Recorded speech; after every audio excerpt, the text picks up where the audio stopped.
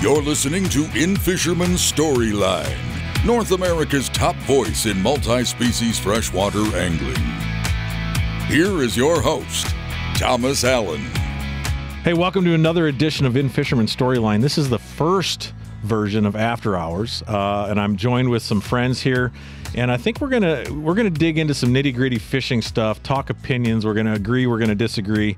We're not here to sling mud, but we are here to speak some truth. And I think that when we get down to what's going on in the fishing industry, you may agree with us, you may disagree with us. And if you're watching this on YouTube, let us know what you think on the comments below. Did you already break it? No, I didn't break it. Now you shut it off. So go ahead and which is okay. We can't have anything nice around here. This is how it's going to go. I'm all right with that. We're not cutting that out. We're gonna Don't cut it out. We're gonna move on. So the display will shut off. Got it. A classy production is not what we're going for. No, and then when it turns back on, I will see that, and that will tell me that it shut off, and you just. I won't touch it again. Okay, so that raspy voice you hear is Brandon Cizik. Brandon is a lifetime Brainerd resident, right? Born and raised. I am. Okay, business owner here in town. I think a lot of him. We're still deciding on whether or not we're going to be friends, but he does own the local bass waters here. When he shows up, everybody's trying to get their money back because they know right where it's going. But I kind of enjoy that, and I'm going to tailpipe as much as I can. Sure. Figure out where you're at. Yeah. And next to him on the other side is Evan Blakely. Evan, you aren't born and raised here, but you've been here a long time, right? I've been here since 2012. Okay, so. What were you, 11? I was 18. He's the young pup of the group. So now, what's cool, and you don't really know these guys, and that's what's cool about it. But here in the hometown, these two dudes win 90% of the bass tournaments, and they're very accomplished. But they don't quit with bass. They love to be in the woods in the fall. They pursue other species. Evan has Jeremy is next, but I popped Evan's musky cherry this year. That wasn't your first one. I keep saying that. I've caught quite a few, those darn things. You can't really keep them off sometimes when you're bass fishing. But, Well, Jeremy's scared of their teeth. But Jeremy King is a longtime friend of mine. We kind of started fishing tournaments together. We're not, how old is your son? He's 17 now? Yeah. Yep. So, all right, we're working on a 17-year marriage, you and I. Because it was right around that time. It's been special. It has been. Well, I thought he was a cool guy. Yeah. So Jeremy is also just like you guys. When he shows up to tournaments, everybody gets pissed and says it's King's Day. And you guys, every one of you, have kicked my butt on a bass water. It's not that hard. So I see you kind of like when you go from town to town, you just kind of pick the cream of the crop to show you the ways. Not so much. I like your tenacity, but no. Do I do what I'm told? No, you never listen. He's learning. I mean, I will say there's some key adjustments I've told you to make, and I've seen them trickle in. I've listened. I listen, but I also go back to the days when a fish will bite a crankbait, Jeremy. They'll do that still, won't they? What? Oh, God. As long as it's not purple. Oh, they don't know that joke. I'll have to show them later. I actually hung that lure up on my on one of my shed mantles in the man cave. So we'll talk about that later. That's a long story you guys don't care about. But yeah, Jeremy and I spent a lot of time on the water together, and so collectively, I know that we all have some pretty similar opinions. And I think what I would have liked to have had is somebody of an opposite opinion come in tonight. But we're going to give this a shot. We're going to keep it as PG and PG-13 as possible. But here's the thing. What I want people to take from our interview or our talk tonight is that guys like us who live and breathe to launch a boat, who work to get on the water, who have an outdoor passion, we have opinions and we know what's going on. There's a lot of stuff going on in the industry, and we're not going to pick it apart necessarily. We're going to talk about a few things and share some opinions, but my goodness, culturally, are we not the most divided we've been in this country? And it seems like in fishing, we're as divided as ever. And I would 100% agree with that. So things are coming, and I want to dig into some of this. We're going to kind of toss this around, and Jeremy, don't hesitate to jump in and cut us off. and say what you need to say, because I know you're gonna have some stuff to say. But I've got a list, and I want to start off with the forward-facing sonar discussion. What is going on in tournament fishing? And I'm going to give you my opinion first, and then cut me off as we go.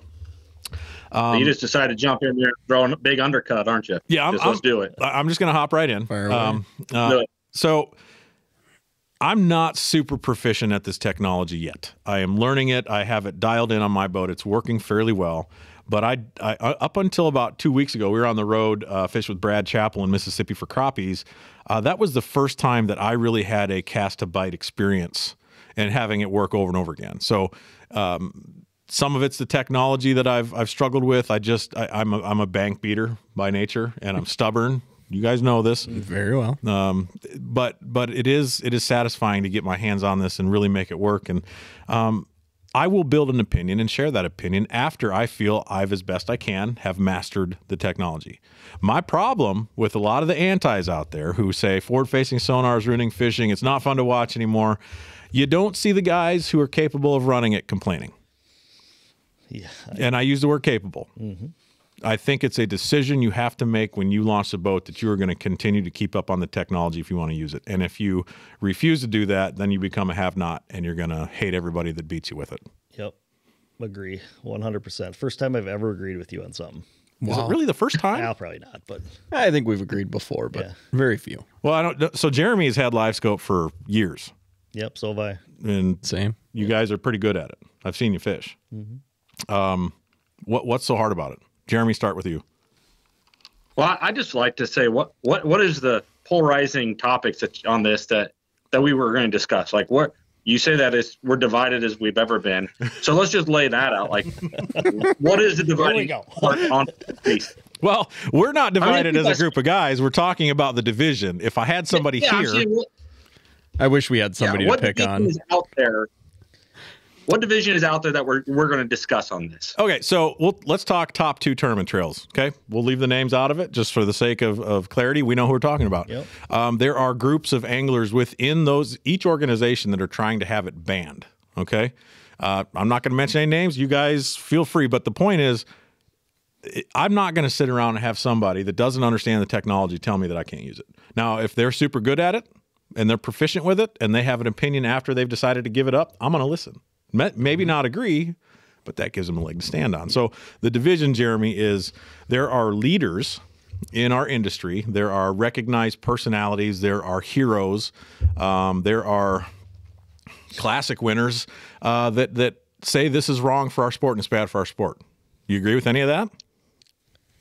Yeah, so I think that's exact. I just wanted to make sure the air was clear and we understand what we're going to be discussing and what those issues are, because I see that where I am. And until recently, I did not see there's some popular YouTube stars that are anglers that I had never heard of.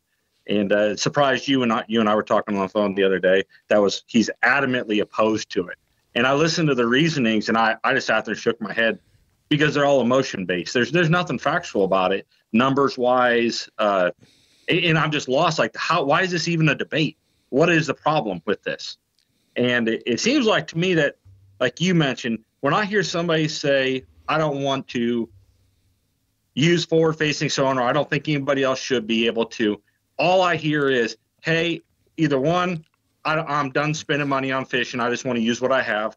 2, I don't want to learn anything else. I want it to be just like it is because I was a factor when I didn't have to learn and adapt with the times. And 3, it's kind of jealousy at the other end because now I'm getting beat by these guys and I got to find another reason besides I'm just not as good as them to blame it on.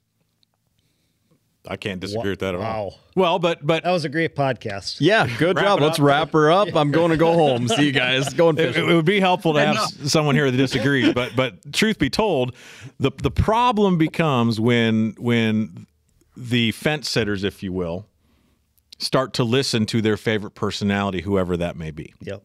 And that to me is a disservice to the industry. Now, I'll say this, Evan, I want you to chime in after this comment. I am not 100% sold that live sonar is right or wrong yet. I believe in it. I'm using it. I'm having fun with it. But if we really get down to the core of it, do you feel at all there's any kind of cheating going on? Or not cheating, that it's unfair? Does it give you an advantage that kind of takes nature out of it? And before you start, hit record on your camera again. It shut off on you. Oh, what do I got? A top button? Top button. All right, this technology ain't my thing. Playback. Oh, Lord. No. You can run a live scope, but not a GoPro. Stop touching your camera. All right, so while he... Give me a Garmin. We're recording. I figured it out. Is it taking pictures, though? Yep, probably. So go ahead and start. Do you feel it gives you an unfair advantage? Am I good to start? Did you get it figured out? I'm leaving this in there. This is raw. We're not editing this. Okay. Sorry, guys. It's after hours. Yeah. Well, with that example, I probably don't know how to run it. I don't know what I'm looking at. That's not true at all. But in all reality, back we go. It helps significantly. Obviously, it's a huge player. Sometimes it can burn you. But I mean, if we're going to go as far as to like say this gives me an unfair advantage, well, sight fishing smallies cruising on a flat. Unfair advantage. I can see them with my polarized sunglasses. Should probably throw them away. You know, the old proverbial slip. Naked eye, whatever I can see, if I can see anything. And then, bedfish, whole nother can of worms. Has it made you an angler, though, or would you still catch them without it? Sometimes it probably makes me a worse angler because I'm so busy looking at them. He'd still catch them. Yeah. Yeah. You would, too? Oh, yeah. I started in the old crest liner, and those of you that know me remember that ugly thing probably all too well. I don't think you ever got involved with that boat. That thing was... Did you sell it to somebody that fishes at Thursday Nighters? I still have it because I drug your kayak around. Oh, yeah. Remember? Yeah. That thing's We'll talk about kayak fishing later. That thing's... Oh, yeah, we won't go. Brandon's already ready to blow his top, so is Jeremy. I can see it. I'm going to say that it gives you an advantage over the guys that don't have it. So... In certain situations. Well, yeah. Around Brainerd, you could still do work picking up a big jig and just you can. burning stuff to the ground. Well, so Jeremy said this to me the other day, and this is an interesting point because whenever he tells me stories about his outings, I feel like he's, pillaged a giant pot of fish with live scope, but you really don't catch very many cast to hook set during the year, do you? Well, my take, I go to Texas every year, and I usually go down there in February or March. And this is just my opinion. 4 or 5 years I've had, a forward-facing sonar on my boat. I can tell you the first year I wasted so much time, in a way, wanting it to be like what you see, like a fish coming up and eating your bait. But really, at the end of the day, it's just a tool. It is simply a tool, just like my 360 is a tool, just like my side scan, just like my maps. All that stuff is just a tool. And this tool, I learned really quick that, and you guys might have a different opinion, but I see fish. I very seldom watch them eat my bait, or very seldom do I catch even a fraction of the fish I see. I'll know that the fish are maybe suspended. I can go through somewhere and see, hey, I'm fishing flooded timber. They're 5 foot down. I'm going to throw a bait that targets that area. Or, hey, there's a brush pile. I see a handful of fish set up on it, or 2 or 3. I make my cast looking at my other tool, like 360 or something, and I stare at my rod tip. I don't sit there and stare at forward facing.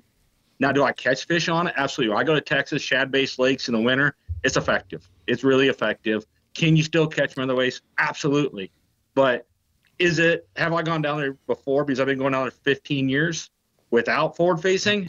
Absolutely, and wrecked them. Yep. So it's just, I think it helps you target a different demographics of fish that normally aren't being targeted. Well, we saw that at Lake Fork. We did. Yeah.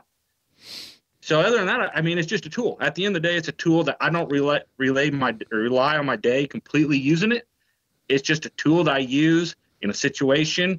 I'll use it and look at it, and then I'm moving on to my other tools. So the first real advantage I had with it was boat position. Like, I was really able to position myself off the weed edge or off a rock pile in a way that I had never been able to do before. That was the first thing I learned with it. And I'm like, man, if this was, what was everybody pissed off about? Like, this is just an extra way to make a better cast.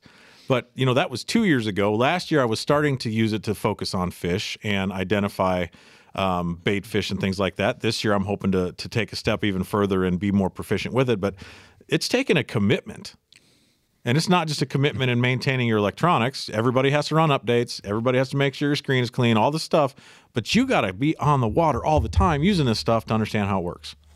Yeah, you don't put it on your boat, turn it on, go out there and catch fish. No. It's not that easy. But that's what the haters say. That's, yeah.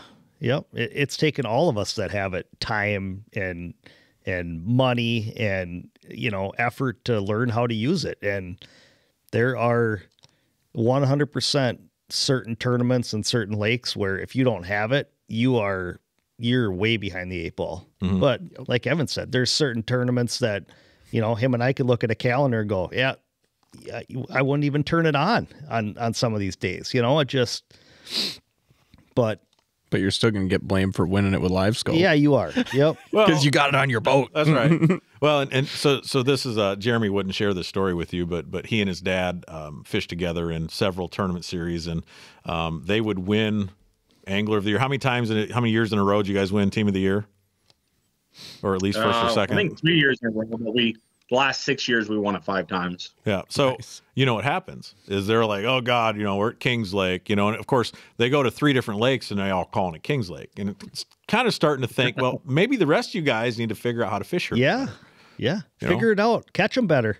So, well, and listen, I wouldn't say this. I worked at Bassmaster for some years, but I wouldn't say this to some of the guys in person because it wouldn't be fair. But those that are struggling ultimately need to catch fish better if they want to stay in. And a top level tour, this is my opinion, does not reflect anybody that I am affiliated with or the friends that I have. But if you cannot fish inside the bottom 10%, then you should be cut.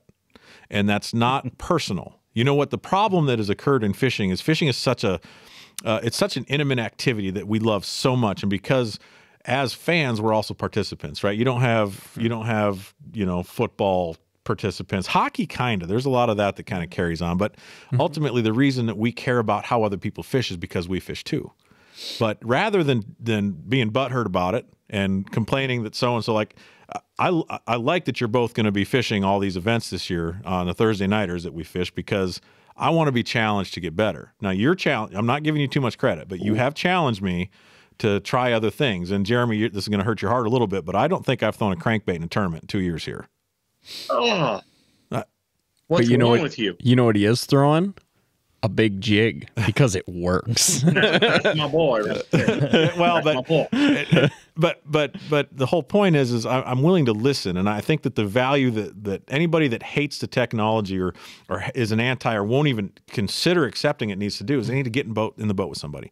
They need to listen. They need to rig their boat correctly, because let's be honest, if your boat is not put together perfectly front to back, inside and out, it's not going to function the way it needs to function. Right. Yep. So instead of blaming the technology brand or blaming the anglers that have it figured out, maybe you just bite your tongue, you get in your boat, you make it work, you commit to learning it, you make the commitment across the board to get out there when you have free time, make it work on crappies. I know you've done that. Oh, yeah. And walleyes. And just make it work. I don't feel like it's a tough nut to crack. I think as a professional angler, and I'm not, and I never will be, but I think you have to, my take on it now is some of these guys, they look at a 9-event schedule and they go, I'm going to compete in that one, and that one.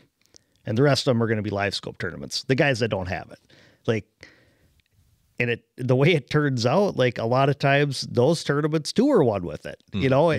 Everybody was jacking about the classic. Oh, they're going to be on the bank and this and that. Look who won it. He was staring at it for 3 days. But here's the funny thing. So the weights were down noticeably from the last time they went to Grand. Correct. Second of all, they caught them in the same places behind the docks. That was the thing. Every time I've been to Grand, that's been the thing. Yeah. And almost the whole year. Yeah. They just lived there. So he was using his technology to do the same presentation in the same location. And he won, but I don't know that you could say he would not have won without it. Yeah, I mean, the fish that he was catching out of that brush and those steep banks that he was seeing, like, I think, what would he have caught? Every fish matters. Yeah, would he have caught all of them? Probably not. Right. I mean, it's a different mentality when you see a rock or a piece of wood or something, and there's 5 of them swimming down there, and you know they're there. Like, and you might see 10 of the exact same rock, and then all of a sudden the 11th rock has a school of 20 sitting on it, and there's no reason they're there. This is the worst looking rock I've seen yet, and there's no reason for fish to be there. That's the biggest advantage of it, in my opinion, is you're running, take the little pond we fished last fall for our TOC. I mean, I hadn't fished it before, and I was fishing deep rocks, and it was literally just pull up, put it down. Nope. Go to the next one. Put it down. Oh, yep. There's 2 on that one. Catch one. Couldn't make a cast at the second one. If it's not going to bite, you go to the next. Like, so we talking about the one up by Park Rapids? Yeah. But how much time would you waste if you didn't have it? Well, there's that, but the other thing too, if you look back through the fisheries that have had big weights kicked out, or even anglers, this is one of the excuses I heard that drove me nuts. There's anglers that shouldn't have won. And that bothers me too, because every year you got guys that show up and they win the only tournament of their entire career on the Elites or Bass Pro Tour. So there is that factor that happens occasionally, but the weights haven't changed. Yep. So while they're more proficient with the technology, locating, finding, tempting, and then catching those fish, maybe because of that technology, the same fish are being caught. So it could be a factor of it was just that guy's day. Yeah. But when you're on, you're on. When you're on, things are working. Yeah, 100%. That's right. We all know how that goes. Yeah, I don't really know. I do want to backtrack to that particular tournament there that Brandon just touched on. Yeah, who won that? Yours truly got first, and I knew that. Also somewhat yours truly. I got a week of practice when I got 6 hours. You and I got jobs. Yeah, what? Right? Okay, sorry I went up there for a whole day, guys. I spent a whole day out there. That's your light. All you want. It's Kings Lake. And I caught them all. I caught them all on live scope in like a 6 foot inches and a half of water. Yep. I could have burned myself so easy on those live scope fish, fishing smallies out deep. There was tons of them out there. Yeah, it sucked. It was the worst. It seemed really easy. Yeah. And I'm like, I got to go sample some of these largemouth that look like they might live up on the banks. And well, after finding my way through this channel that you should never bring a bass boat through, I found a kind of a total juice hole full of giant largemouth up in dirt shallow, scummy crap, and won the tournament doing it. Yeah. When I could have looked at them the whole time out deep and maybe had the same result, but I thought you'd be praying to catch 17 pounds, whereas I knew I could probably get 20 plus of these large. The overarching concern I have with all of this is it being governed to us how it can be used, and to what extent. And I know that the thing that really chapped Jeremy this week was hearing a veteran angler personality give his opinion on it. Yeah. Knowing we all know full well we all know that one of a super dude. Yeah. Okay. I don't think a man from his position He has no right to speak on it. Has no right to speak about it. And bless him. But you're right. Yeah. I agree with you. Yep. Jeremy? His ship has sailed. Yeah, I don't mean this in a bad way. No disrespect, because nobody's ever heard of me outside of a 2-mile radius around my house. I've heard of you now. Yeah. First time meeting the guy. I don't give him, after that was one of the things we talked about. And I peruse YouTube a little bit. I'm not a big social media guy. So some of this is new to me. I'm way behind on it, clearly. But I was frustrated on the fact when I heard this one gentleman introduce a podcast from this other guy who has some starch behind his name in the bass world. But I'll be honest, doesn't influence me or never has influenced me on how I fished, unlike some anglers like KVD who you look at for crankbait knowledge and stuff. This angler, he has a classic history, maybe 2, I think, right? 2, yeah. And throw the spinnerbait. Yeah. Yeah. And nothing overwhelming, nothing that influenced me personally as a fishing, not saying it didn't influence somebody, but I heard him break out some analogies. And as a high school baseball, wrestling, football coach also, he broke out one that he talked about. Well, they have this material you can inject into a baseball, a rubber that'll make it fly further. And the MLB puts rules saying, no, we don't want that. And he's comparing that then to live scope, going, we could do this, but we don't want it because we want to we want to keep the sanctity of our sport, and we don't want it to be crazy and all this stuff. It's too much technology. Well, you know what? Like that's not even a comparison. You start talking about stadiums that are built. Yeah, I'd love to go watch more home runs hit too, or watch it on TV. It's great. Yeah. But what about safety? The baseball players that are third base catch, somebody's turning on inside pitch and they're ripping down third baseline. They already get hit hard. So you can't use this. Well, they could do this to make baseball better. What I hear when they talk about this is I hear people say, hey, we're ready to stop the technology advancements in the fishing industry. We're done. And if that's what you want to do, then just come out and say enough is enough. But name one other sport, a recreational sport in this country, in this world, that limits advancements in anything they use for their sport. It's always better cleats. It's better bats. It's NASCAR. We wouldn't have the vehicles we do if they didn't push the limits of motors and looking for ways to make it better. Drives innovation. This way he doesn't think about. Yeah, he doesn't think about the fact that in my profession, I have to do body recovery sometimes. This forward-facing sonar has now come up within our department, and we're using it. It initially started as, when I first got hired, dragging the hooks around on a bar, hoping to snag a body to pull it up to give a family closure. Then we went to side scan sonar. Then Humminbird goes, hey, we're going to make a towable torpedo, so you aren't shooting through 20 foot of water. You can drop that torpedo down, get a better image down deeper. Now we're like, hey, we can use forward-facing for this and give people closure. Those advancements aren't just for fishing. They encompass so much that helps drive so many things. It's not just whether or not your feelings get hurt because you get beat, or there is a bad perception that this is bad for the sport and you're catching too many fish. Look bigger than this. Yeah. I saw the other day on the internet that there was a guy that found a car from a cold case file from like 25 years ago. Yeah.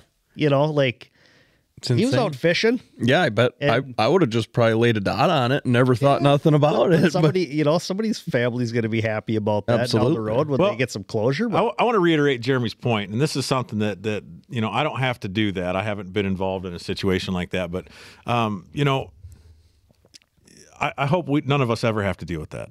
But the point Jeremy is making is the innovation that occurs is created at the top level. That is where the first versions of technology, product, rods, reels, boats, etc., that goes to the proving grounds. Those are the proving grounds.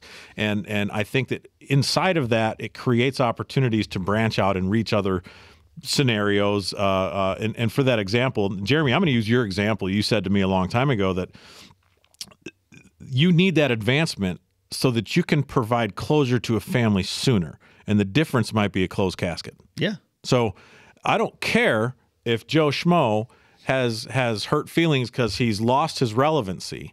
He's unwilling to adapt and work with the technology. If that's your decision, that's fine. But I don't think that perspective should dictate how the rest of us use it. Yep. Now, let's transition into what would be an acceptable meet in the middle. I don't know that there is, but Brandon, what would be your first, not to concede, but what would you accept as a reasonable? Well, I think there's got to be some sort of middle ground. You watch, I'll throw his name out there, Caleb Summerall talk about, the amount of transducers that Fujita's got on his boat. I mean, I think he's got 5. Yeah. And he just flat out said, he's like, I don't have $30,000 to have this equipment. Well, maybe that's true. Maybe it's not. I mean, if you're at that level, you can get it one way, shape, or another. But, I think moving forward, I don't know, something's going to happen. You and I have talked about it. Is it going to be, do you limit them to one? Do you have tournaments without it? Where's the fine line? I'm going to put another one on my boat. I think Evan put 2 on his boat. I'm going to have 2, Yeah.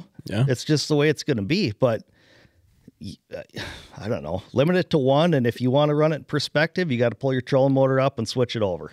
And that's what you can have. I don't know. What's your version of this? I mean, You want it wide open? I just or do you love like going fishing, man. I don't really care. Put me in a John boat, put me in a kayak, maybe.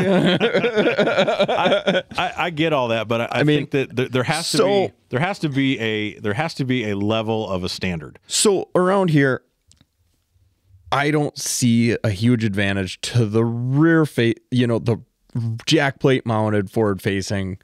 I feel like I can do everything I do with that with my side imaging. But we're not scanning river channel edges and looking at, groups of man-made brush. Are we... Yeah. So I don't really know the advantages to that because I don't fish those fisheries. So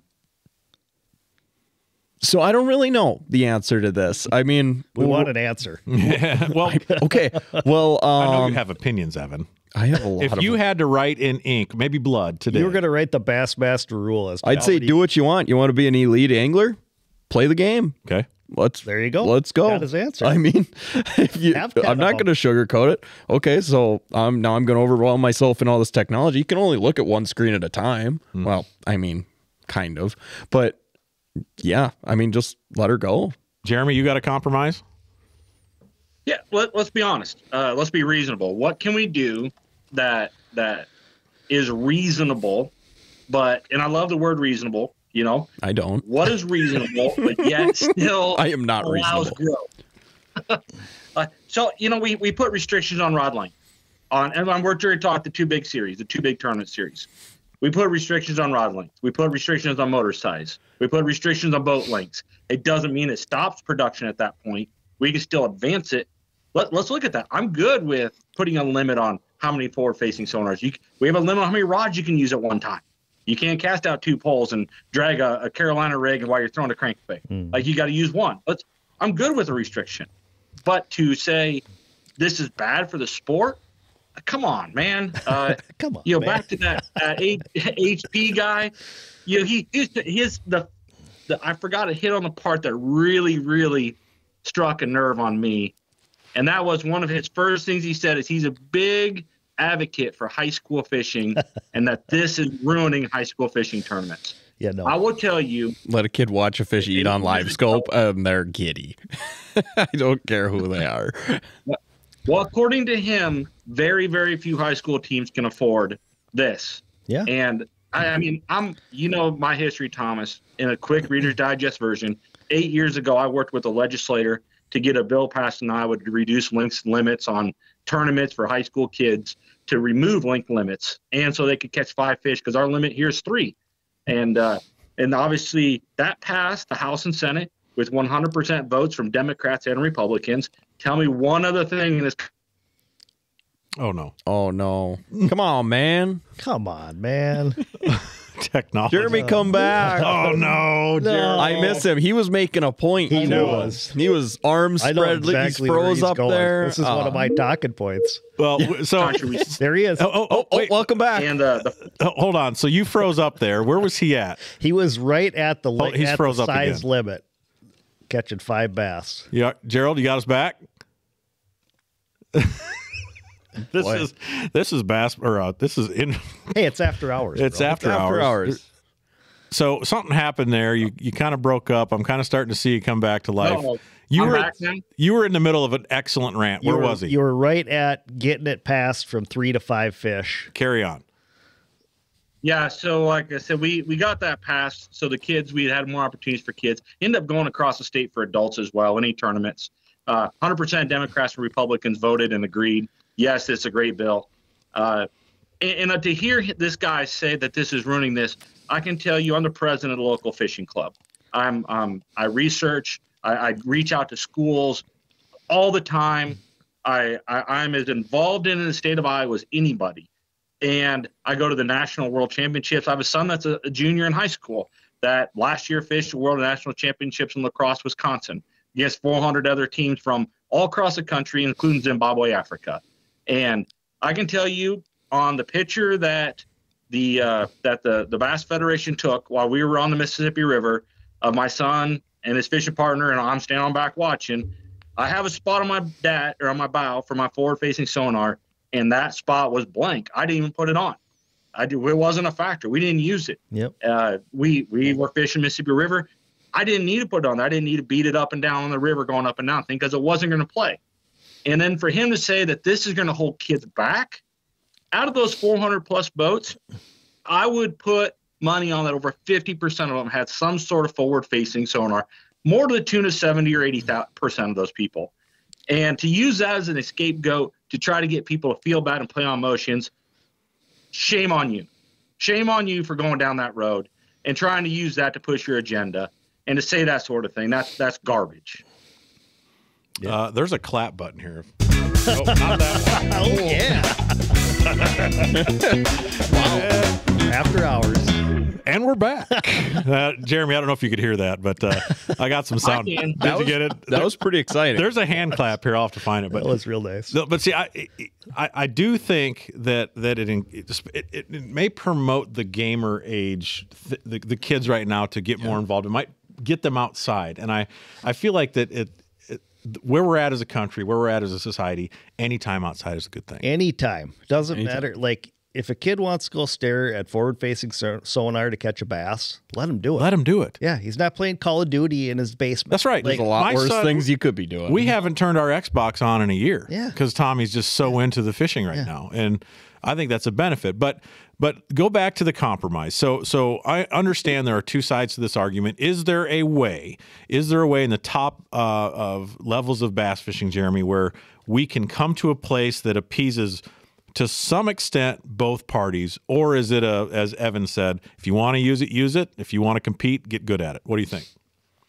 Yeah, let's talk about a compromise. What is a compromise? My opinion, compromise is where neither parties are happy, yet they both feel like they won and they both feel like they lost.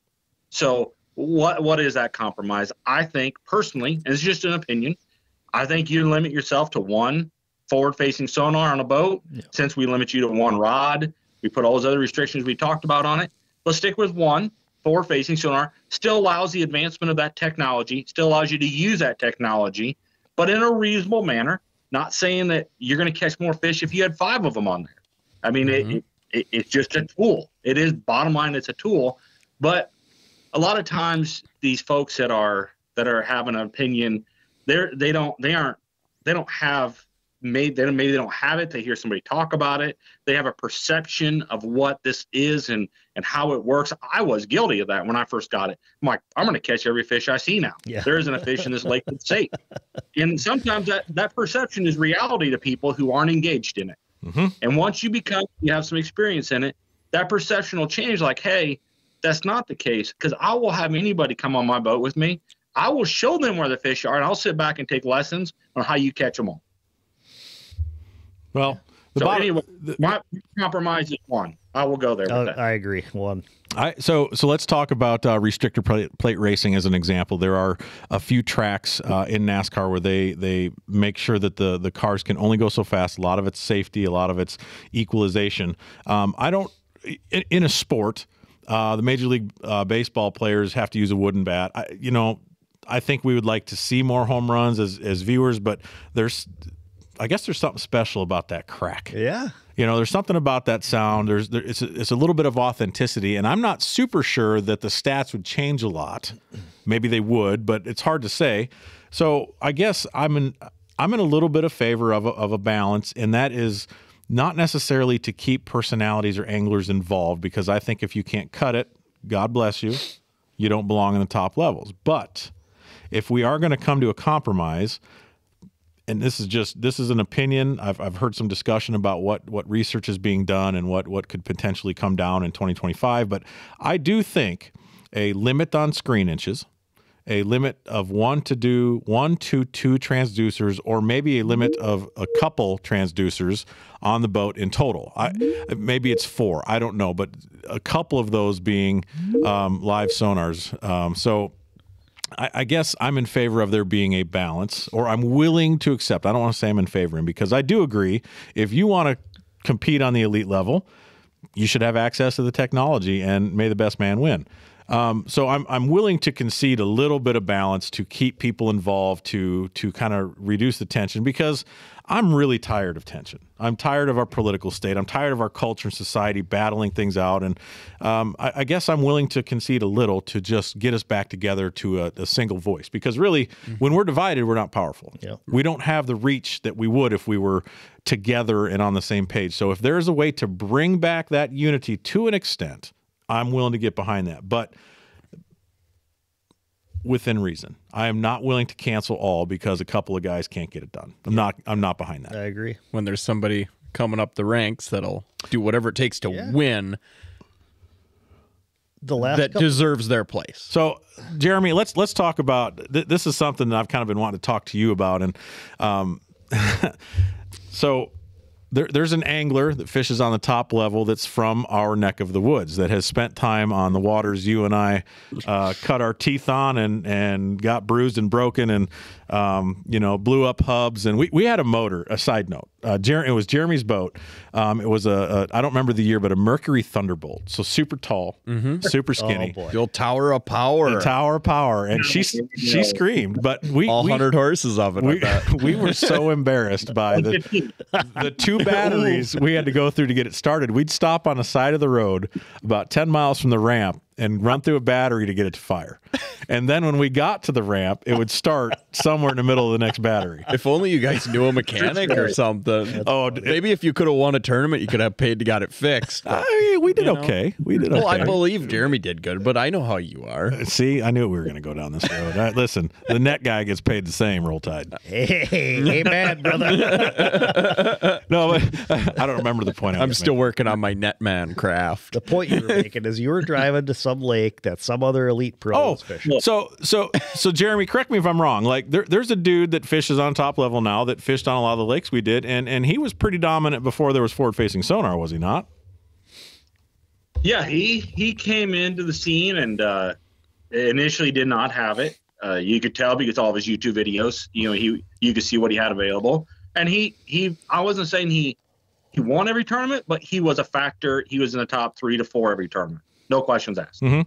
And there's a number of these other younger anglers that have the same foundation. So my whole thing with everything, from when we started this conversation 44 minutes ago, and we still got 6 topics to get to. Oh boy, goodness, we might have to trim that list. But if you don't have a basic understanding of a bass and the equipment required to catch them, forward-facing sonar is going to do you jack squat.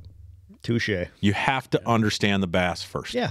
And Jeremy, there's another correlation here I'm going to make that there's a few things Jeremy has said to me over the years that I won't ever forget. A lot of them have been cuss words and back up and what are you doing and get the net. But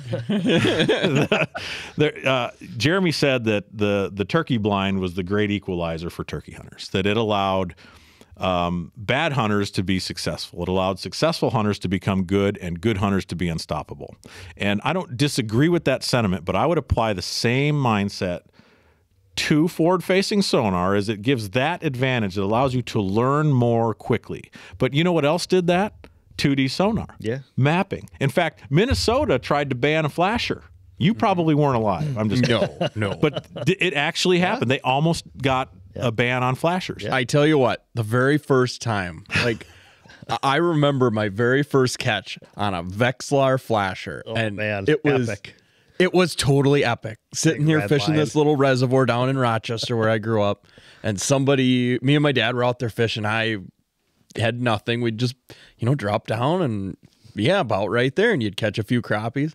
Well, this other guy came out and we knew him and whatever. I sit down and he's like, they're coming in right about here. And I'm like, what? Oh my gosh, I could see my jig. This is crazy. And then all of a sudden a big red line appears and I catch a crappie.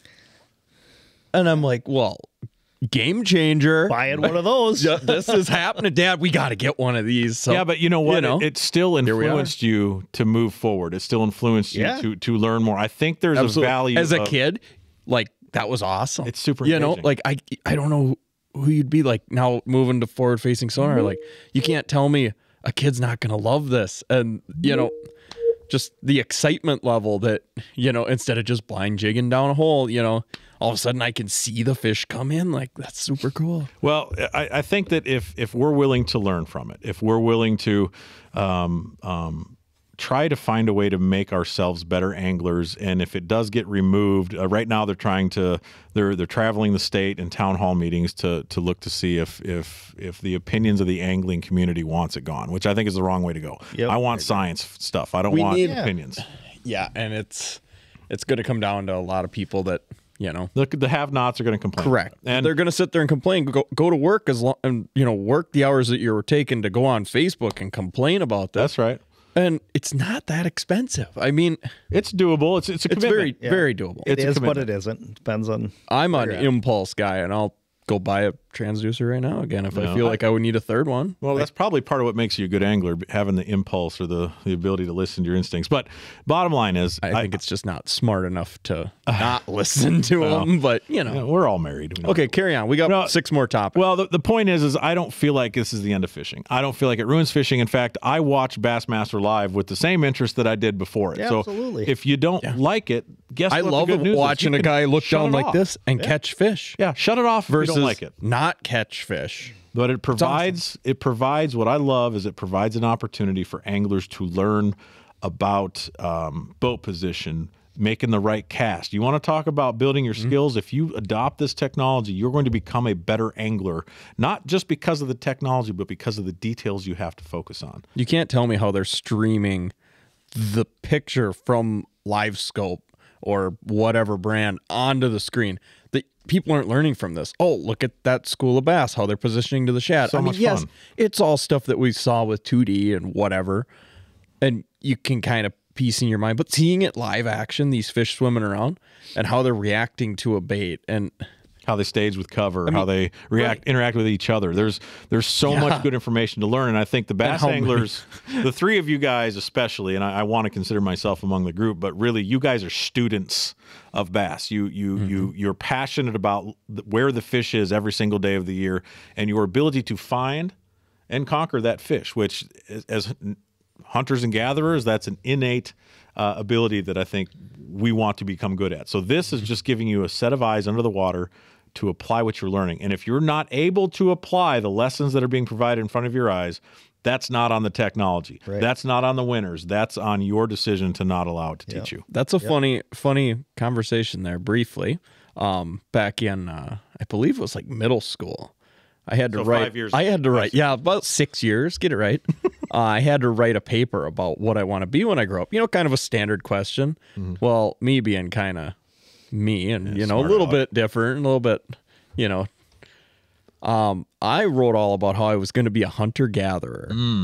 Here we are. Well, the way things are going, we may have to have that skill. I mean, I'll be fine with that. Yeah, me too. Well, Jeremy kind of provided a segue. We went over on it, but the next topic on the list here, and it's very close to my heart. I know that you guys both care about this, Jeremy especially. Jeremy blazed a trail in Iowa, and I'm thankful to be a part of a little bit of that. There was a day we went to the state house and had to sit down with a focus group, or what I don't know what they called it, a special committee.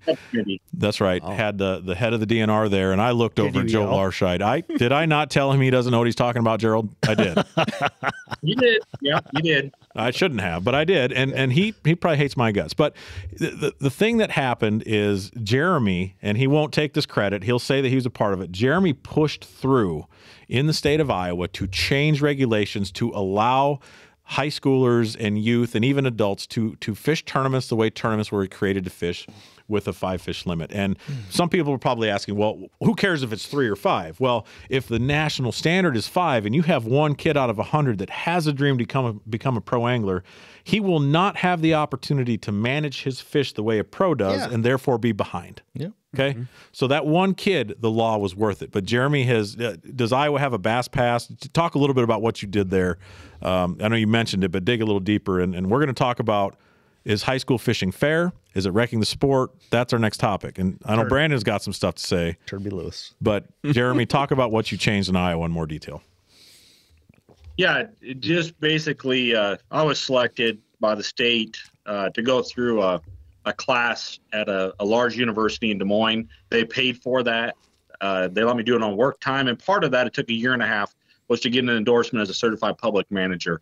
At the end of that day of that classes and stuff, I had to do a presentation with the group, and they broke us into 5 or 6 people, a class of 30 maybe. And we each threw out ideas like, hey, what would you like if we picked your thing? What would it be? And so we went around the table, and I said, I'd like to introduce high school as a sport in Iowa for high school bass fishing for kids. And all of them were like, we don't know what bass fishing is, but yeah, let's do it. That sounds like more fun than talking about speed cameras or something. Yeah, those should be illegal, by the way. So we sat down and contacted my local legislator. Never met him before. A guy a little bit younger than myself named Jake Chapman, who ends up works out to be a terrific friend of mine. Mm-hmm. I run this by him. He says, I like it. I don't know much about it. I like to fish. But basically the problem we had in Iowa is the DNR would put what I would consider over stringent regulations on bass, as far as not just 3 fish per person, if you want to harvest them, but more than that was they would determine what lakes got tournaments by putting length restrictions that were unreasonable, in my opinion, on other lakes. We have one lake in southwest Iowa called Green Valley. That length limit on that lake is I believe 20 or 21 inches. So effectively removed all tournaments from that body of water. That's a great lake. It is. And if they had a tournament there, only maybe 1 or 2 fish should be weighed in. And I believe that was done with that intent. And so there's a number of lakes. Our laws are complicated when you go across the state. Every body of water, it seems like, has a different regulations, whether it's owned by the county or the state. And so my goal was to make this bill and just to wipe that clean if you have a permitted tournament through the DNR. And if you do, then you have the exemption of waiving the length limit, because what I wanted to see was kids, and we're talking from what we call the junior division, elementary and junior high age, all the way through high school. If they go out and they catch a 12-inch bass and it's a hard day of fishing and that's the only bass they catch, by God, I want them to bring it to scale and weigh it in. I want them to be proud of that thing and not throw it back and come in all dejected like, wow, I only caught one, but it was 12 inches long. You know what? Bring that fish in. And it still allows calling. You can still do all that stuff that a normal tournament would do. Just removes that length limit, and then it allowed for 5 fish per person. So we wrote that bill, and initially it was for college, high school, and younger, but we didn't think the bill would go through like that, so we asked a little bit more. We just wanted to make it a law for everybody, expecting a compromise like we kind of talked about before, them coming back and saying, okay, not for everybody, but we'll do it for colleges, high schools, and below. Well, no, it just went through. Like everything went through. And so we got this bass law passed that then allows it for adults. Part of the poll was to hopefully have some bigger tournament series. And sometimes they were doing AOYs that were only having 50 boats. We were hoping to get them to like Okoboji's and places like that, because of the amount of revenue that they brought in the millions for 5-6 day events was unbelievable. And I learned a lot through the process. There's states like Kansas, their fisheries biologist, the head of the fishery biologist, I talked to him and interviewed him through his process.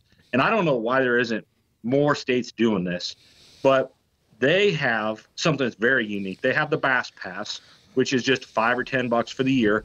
You can buy that pass. That money goes straight back into providing stocking of largemouth and smallmouth bass into lakes. It's earmarked specifically for that. But Kansas has also gone after lottery money that comes in through the state, and they use that as economic development, and they built a hatchery just for bass, because bass is such an important economic resource. And then add on top of that, Kansas also found out a way when they're hatching those bass to add a natural hormone to the water to then when those eggs are hatched, over 95% of those eggs are female. Those fish are female then.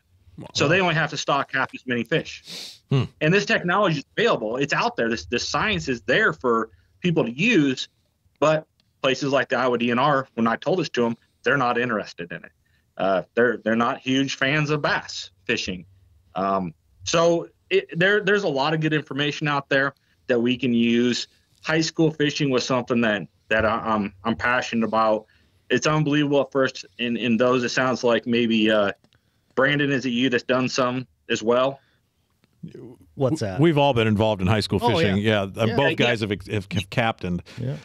But the thing that what you did, I think that we didn't anticipate fishing to be or it to take off as it did so strongly. It's huge. It's super important. And it's something I care a lot about. My son is in it. Jeremy's son is in it. It's something that I feel like really brings us together, and I don't want to end as soon as it's going to end. But there's absolutely an element of entitlement because of the way bass fishing is viewed on the national spectrum that is having an impact. So the question that I have for you, Brandon, and we talked about this earlier, how is high school fishing affecting kids, and how's it affecting the sport? You have an opinion. Oh boy. Let's have it. When I was in high school, I started fishing tournaments with, a buddy of mine that and, we fished out of a 14-foot boat with a 15-horse motor, and, we had a tub-style live well in the middle that we had to fill with a 5-gallon bucket. A lot of those tournaments we fished were 8-fish derbies, and at 16, 17 years old, we were competitive fishing against guys in big boats with, big motors and all the stuff. But what I've seen it become, and I don't know, I don't want to hurt your feelings, Jeremy, but at least in our neck of the woods, there is a certain level of, some of these kids have a huge advantage over the other. You show up and, there's a 400 kid tournament, and these two kids are fishing with Joe Blow, who fishes on the lake every day. He's got all the waypoints. And it seems to me like, at least from my experience, they set up these high school tournaments, at least in Minnesota, on big fish water, big fish time of year. They do a lot of betting smallmouth tournaments. They wanna beat their chests like, oh, we went out and we caught these, 6 giant smallmouths. Well, congrats, like, good job. But the kid that won is in the boat with the guy that's got all the waypoints, and that's what it is at the end of the day. It's not we're sending out 30 teams and they're all in a 14-foot Lund with a flasher and a trolling motor, and to see who's going to rise to the top, and maybe I'm overthinking it, and that's not what high school fishing should be. It's let's get a bunch of kids into the sport, which I love. It's great to see, but well, you're not wrong in that, and I think that anybody that listen, I mean, it would be easy unless you see my live well to say that Tommy has an advantage, but there are plenty of other better anglers that do better than us at every tournament. But I don't disagree with what you're saying, because that certainly happens. But the comment that I would have back towards that perspective is, if the angler, and if the kids are restricted because of just general life, that's another part of the discussion. But beat the guy in his home water. Like that, there's an advantage, or it used to be a curse in the Elite Series. Now it's not so much a curse as it is. I just told all the GoPros to shut off somehow. It asked me. Wow. Yeah, all of them. So I said something. I was wondering why it lit up. So they have sorry, I'll get back to my point. Hit record on yours, Evan. We're gonna leave that in because this is after hours. After hours. Our host is moderately competent, sort of, not really. But I guess my point is you are going to always have the hometown crowd on every water, and I think that the goal should be to beat them. And if you want to beat them, then you got to put in your time to beat them, because the best man needs a win. But see, it doesn't matter if it's North Long. It doesn't matter if it's Brushy Creek, which is Kings Lake, by the way. They're cheaters. Kings Lake. You go to Gunnersville, you go to Grand Lake, you go to all of these fisheries across the country. The dudes that live there naturally get a nod for a likelihood to win. They don't always win. So I think that's the great equalizer in fishing is nature, and you're at nature's mercy and how you adapt and how you make those decisions. So I think what you're saying was going a different route, but my point is, like, if you want to beat the hometown guy in his lake, you need to work harder. Yep. But I will also say that the stuff that happens at the pro level, whether you like it or not, believe it or not, it trickles down, and it starts at the high school level now. It's phone fishing, and it's waypoints, and these kids are are 14 years old, and their boat captains are calling and getting spot. Like, is that what it should be? No. What are you teaching there? And maybe there's a I don't think we have really an off limits rule in high school fishing. No, maybe there should be. It's free for all. Yeah. It's and I know this because I mean I'm involved in it. I don't captain, but I know the goings on there, and that's just the way it is. And you're teaching, in my opinion, this is opinionated show, right? Well, yeah, we're talking about opinion. You're teaching these kids that that's the way you do it. It's not a go out and find a patch of grass on your own and flip a jig in it and catch some bass. It's, hey, where are they biting on the lake, and give me some dots, and I'm going to go pull out there and catch them. There's a lot of dock talk. Yeah. Waypoints do not win tournaments. They don't, but they help. If you're coming from, I think it's a good way to spin out. You've never been on North Long Lake, and somebody gives you. If you can't figure them out on North I'm Long, just giving an example. No, but I mean, that's I'll be about honest the worst with you. example. If you gave me, look, now we're disagreeing. We're getting somewhere. Yeah. If you gave me waypoints, and Jeremy's given me waypoints I've spun out on Okoboji. Sure. We went to film a show there, and I couldn't catch. I'm a fish not in his saying waypoints. it's the Imagine answer, that. but I'm just and now saying. another guy's spot always seems like the answer. It always seems like, well, Brandon Cezik's sitting on that spot. It must be good. I can go up there and tailpipe him, cut him off, do whatever I want. I won't catch a single one of those fish. And he knows there's 5 good ones laying there. He's going to catch them. Well, what you're trying to say is that if we're going to continue down the path, I'm assuming this is what you're trying to say. If we're going to continue down the path of growing this as a high school sport, and we want to encourage more youth to get involved and make them healthier, make them better contributors to society, which is a definite byproduct of being in the outdoors. Yeah. Mm-hmm. I do feel like there needs to be an element of regulation to you don't get any help.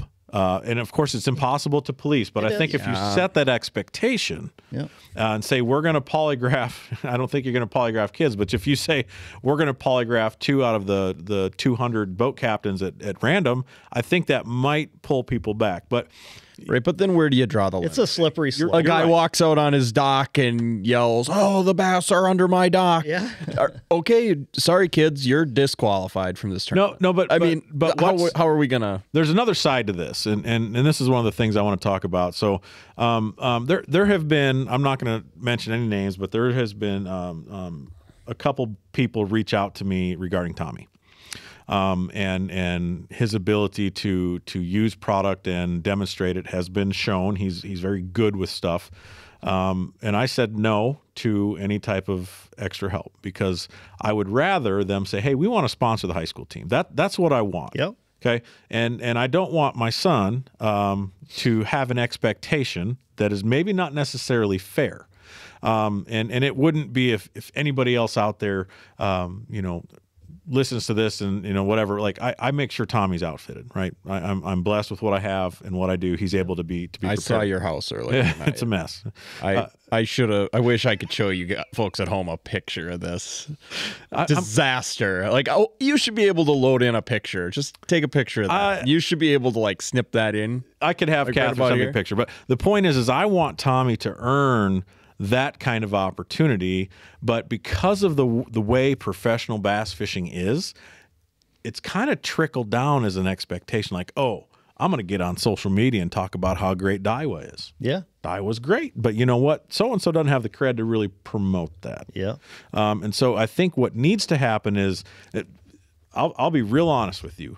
I'm not a super big fan of wearing jerseys at high school events. Yeah. Because you're not actually representing a lot of those brands. I've talked about it with a lot of our mutual friends that represent those brands. Mm-hmm. And it's not very well taken. It's not. Like you don't get to just slap this name on your shirt, and hey, I got a Lund, hey, I got this, hey, I got that. That's not teaching them anything. No, and the reality is the industry only has so much money in it. Period. Yeah. The endemic people, the Berkeleys to the Daiwas to the Humminbird to Garmin, across the spectrum, there is only a limited pool of money. And what's actually happened, and I will go to the bat for the pro anglers out there, walleye guys especially. Yeah. It's super hard for them to make a living. Yeah. For a lot of reasons, but most of which is the sponsor dollars are being spread so far out through the spectrum, and social media influencers. I hate using that word. It makes my skin crawl, but I don't agree with that because a lot of these influencers, and I'm sure there's a few that are legit. Okay. I'm not going to say that all of them are legit. They reach a lot of people. I mean, they do, but Jeremy, go ahead. Say it. Yeah, help me out. The jersey part. What are you talking about? How you don't like jerseys? We might come up with something we finally disagree, which is good. No, I'll be honest. I don't have a problem with the team jersey as far as the kids showing up wearing the same thing. Yeah, you're a Brainerd Warriors fishing team. I'm fine with that. I would be a little bit more in support of the contributing brands to the high school team. All right, not you get a 10% discount. Okay, it's not so and so gets to buy a boat every year at 10% off or whatever. It's what local organizations, Brothers Water Sports and Kayak Shop, if they want to contribute, if they want to contribute money to the bass fishing team, that brand is on that jacket or on that jersey. It's the brands that offer discounts that somehow make the kids think they're a part of that team. Yep. I think that jersey should represent the contributors within the community and especially the team. So I don't have a problem with jerseys, Gerald, and I do call him that. Don't ask me why, Jeremy. I believe that jersey needs to represent investment. Yeah, that's where I'm at. The brands that are stepping up to make it happen. That's what I wanted to hear because obviously I put together our jerseys. I do our fundraising, and that's our only way of waving the flag and thanking people that invest in us. So I can buy them tackle packages. I got enough money this year to buy all the kids their jerseys. I buy them their licenses when they head out of state. Like, that is important to me, the jersey part. So I'm happy that you weren't just saying jerseys are no good, period. Our local sponsors that support us, we're going to wave their flag for them. Yeah, and I want our kids to have to wear them on the boat. It needs to be a requirement. Our kids need to show up to the rules meeting. They need to wear them at the rules meeting. Yeah. And then there needs to be team activities where you show up wearing your jersey. But I don't support putting a brand on your jersey, anybody, that is not contributing to your betterment.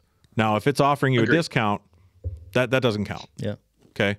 It's how do we make the Brainerd Warriors bass fishing team better? How do we make the Panora Panther bass fishing team better? Whatever your team is, Jeremy, I don't know what it is. The bottom line is, how are we making our kids more competent as anglers? Yeah. And they need to understand that it's an investment that earns a spot on a jersey or a boat wrap. I like that, and yes, I think that's a fair statement to make. That that's what they need to do. But I would like to. I was listening and trying to absorb all this stuff. Go back to the boat captain thing and how the kids are. Basically, what I hear is the kids are as good as the boat captain in Minnesota. Depends on the tournament. And I would disagree with that. To the fact that does it give them and put them in the right spots? Absolutely. Is there a boat captain factor? Absolutely. But I can tell you, too, that my son and his fishing partner, I can tell you where the fish are. I can tell you what they're biting on. You still got to catch a damn fish. And I can take kids out there that aren't as capable in my boat and be like, hey, you need to make this cast with this bait. They can't figure it out. And then I catch them right behind them to show them that that's what it works. Thomas experienced that once at 12 Mile in a cove. Once? Remember that, Thomas?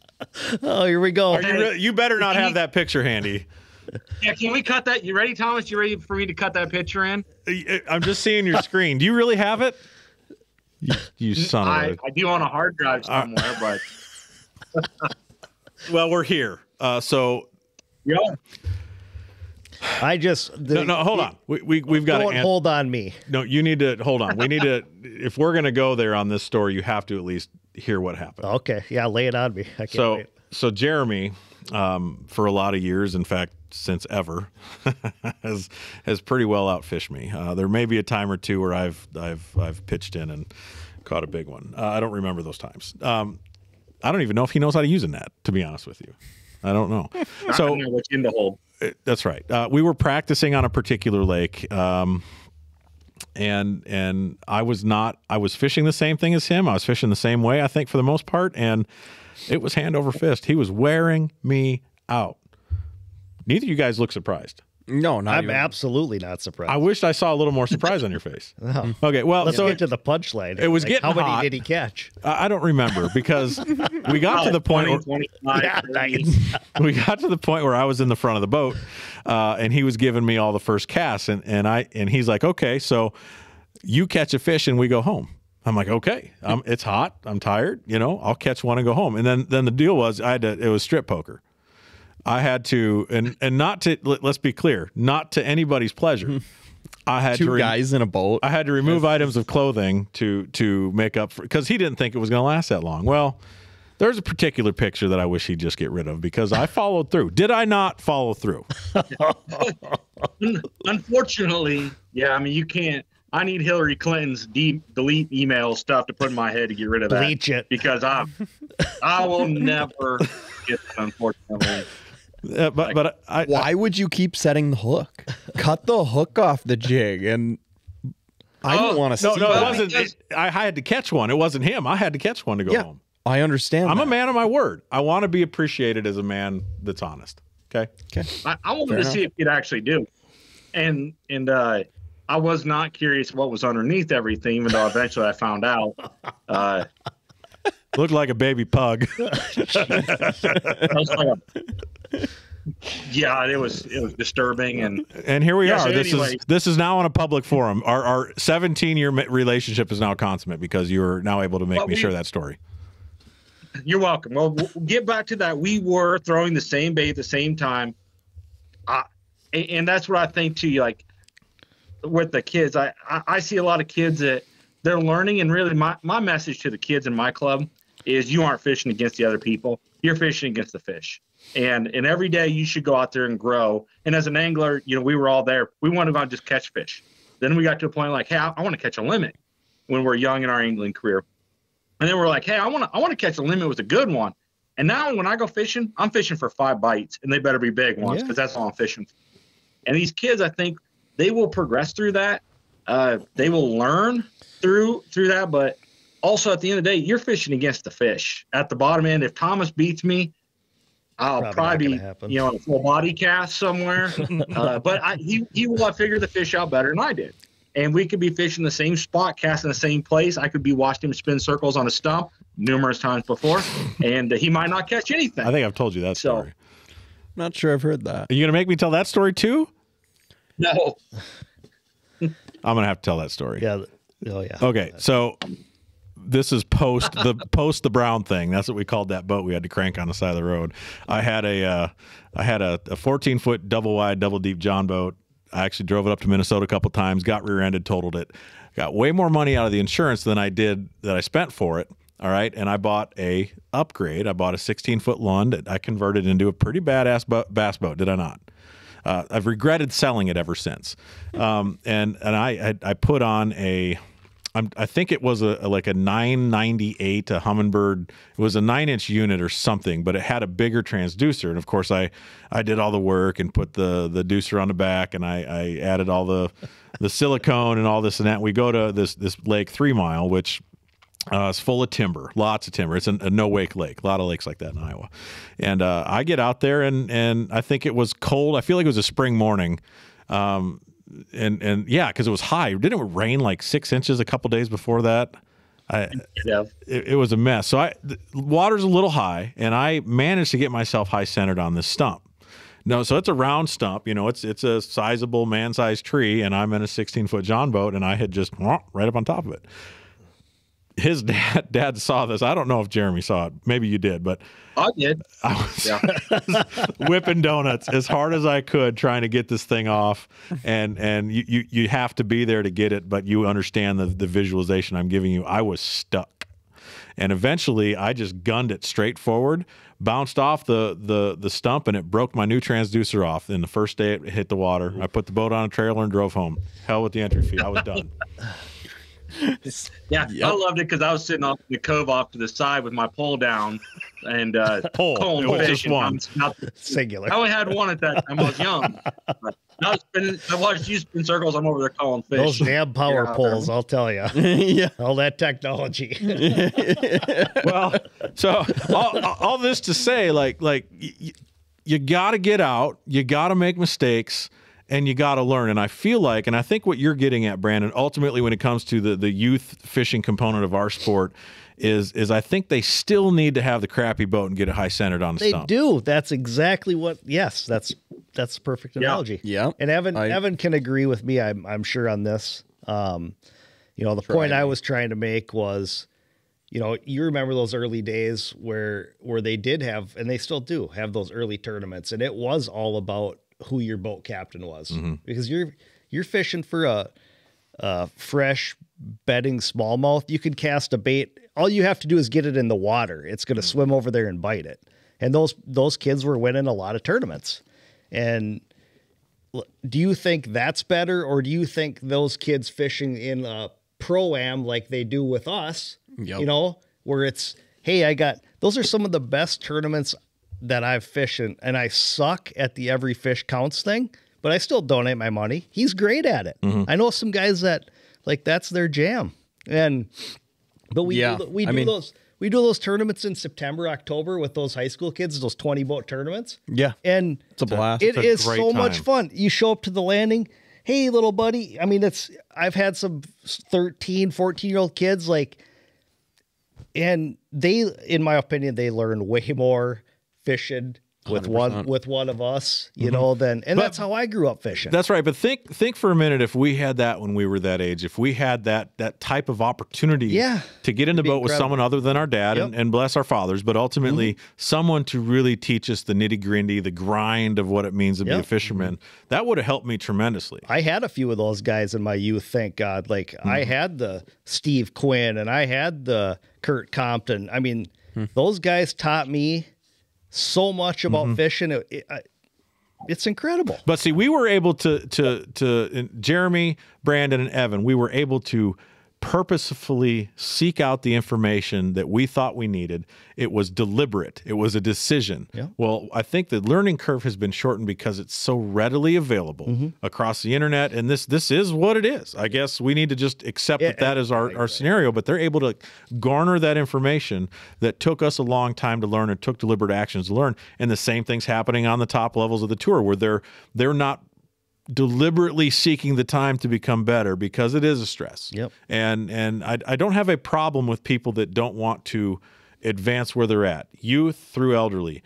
If that's your decision, you live in the bed you make, but you don't get to make someone else's bed because you don't agree or you're not willing or otherwise capable to do it. And that also goes back to the youth fishing thing. You want to beat the dude on his home water, you put in a little extra work. If you're not able to, and that's not your fault, so be it. That's the scenario. Yep. But if you want to win, there is absolutely no substitution for time on the water. No, there is not. 100%. Other than a little bit of luck sometimes. Yep. Yeah, I don't know about that. I think a lot of those kids like to do it just because they like to go fishing. And to me, that's great. Yeah. The more, I can bitch about there being a 400 boat tournament on a lake a week before you and I have a tournament on it. Yeah, but but they're out there fishing, and God bless them. That's at the end of the day, that's what I want. That's what I want. It's a decision. Beat the fish up all you want. Yeah. We'll still catch them. Someone's still going to win, even if it only takes 4 fish. Yeah. So that actually, you just said something that makes me want to segue to the next discussion topic here, and that is tournaments' effects on populations of fish. You've said it a couple times, and Danny Quinn and I have had a couple spirited discussions about catching smallmouths on bed. Yeah. There's a discussion that I had with a person I work with who thinks all spawning tournaments should be banned. And I can tell you, I've seen studies, I've looked at data. I've been at tournaments. Jeremy is deeply involved in biology. He knows a lot of this. That I can't say that Round Lake right up the road, however many acres that little lake is, I'm not saying that lake will not be impacted by a spawning tournament. But what I'm saying is the fishery is not going to be impacted by a spawning tournament. Not saying that the bass you catch, even if it's catch, weigh, or release, I find that to be moot point. Those fish are going right back to their bed. That's Smalley's nature. Yep. Is it ethical? What do you think? South to north, the entire gamut of spawning tournaments. Oof, that's a loaded question. I would be okay if they didn't do any of them. I fished some team tournaments with the guy in Minnesota. Is probably one of the best bed smallmouth fishermen there is. Like it when it's happening, you can't miss. I want to be in his boat. Yeah. Like that's just, and he's taught me so much, and it's one of those deals. Like he'll agree with too. You go to a lake, if it's June and there's 20 smallmouth in there, everybody's going to find them. Mm-hmm. And that's what it is. It's run here, run there, run there. I wish they'd just get rid of it, but I don't know. It's good and bad, I guess. Evan, is do away with it or keep it? I hate it to a point, just because you hate it, but you love it. Well, I kind of like to just take my time. I'm a really high strung guy, but I don't like the whole boat race aspect of it. I love the boat race. Setting down 10 feet away from another guy, and we gotta catch your fish quick so I can get on to the next one. Yeah. I don't want to limit anything, because kind of like my whole stance with the forward-facing sonar, whatever it takes to win. I agree with that. I mean, aside from cheating, you're using your resources. You're catching a bedding within fish. the legal bounds you got to go. You're find catching them. a bedding fish. I mean, good on you for finding them. Yeah. I mean, but I've had a few bedding tournaments also where it's no pre-fish tournaments like Thursday nights and stuff, where it's okay, do I go and fish for bedfish? Do I go look for them? Or do I just go fishing? I know I can give them hell with largemouth, and I'm just gonna leave the bedded smallmouth to them hooligans. And I'm just gonna go fishing, and one tournament's doing it. Mm-hmm. Mm-hmm. But I don't know. So Danny's argument. Let's do it. I'm down. It's fun, but here's Danny's argument, and I don't disagree with this. And we're gonna have Dan on one of these days. I actually want to do a show with Dan and his dad. That would be a great show. We'll do that. And maybe he comes in and does one of our after hours with us. God, we could solve some world problem with Danny. But Danny said that those fish will fight till their death to defend their bed. Yep. That is true. A largemouth will not. Yeah.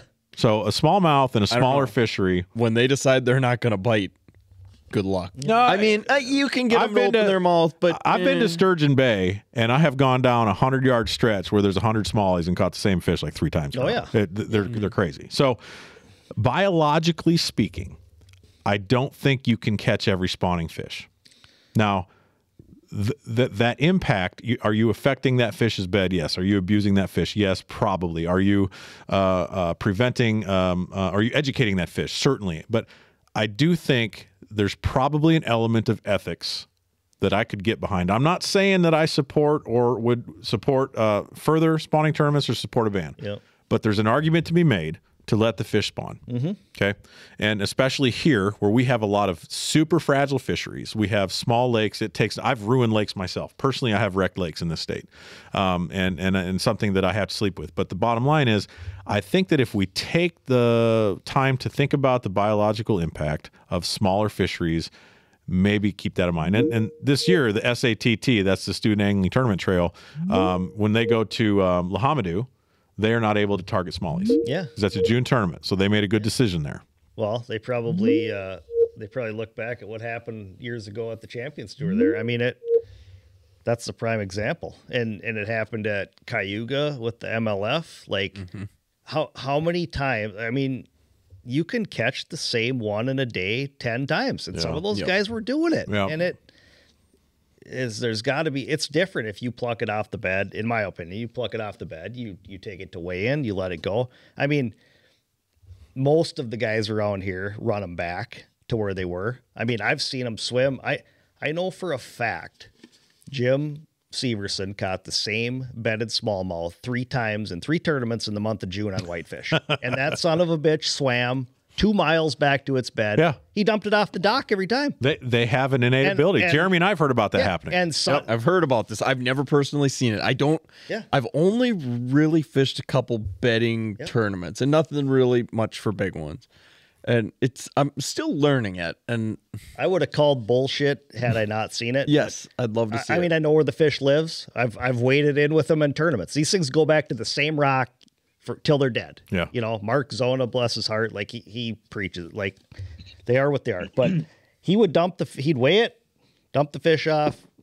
The thing would swim, I'm not kidding, 1.5 miles, 2 miles back across the lake. And in a day, it's sitting back by that rock again. So, Jeremy, one of the things I'm curious to get your opinion on, I feel like as you go north to south, there's the number of smaller lakes gets fewer and fewer. And then you get into the big southern reservoirs, the Tennessee River, the Coosa River, and those are giant lakes. But where you fish in Iowa, what is your experience with spawning fish? We can talk about Okoboji. That's kind of an exception, but a lot of the other lakes you and I fished for so long aren't super conducive to bed or sight fishing. But what have you seen happen there during that time of year?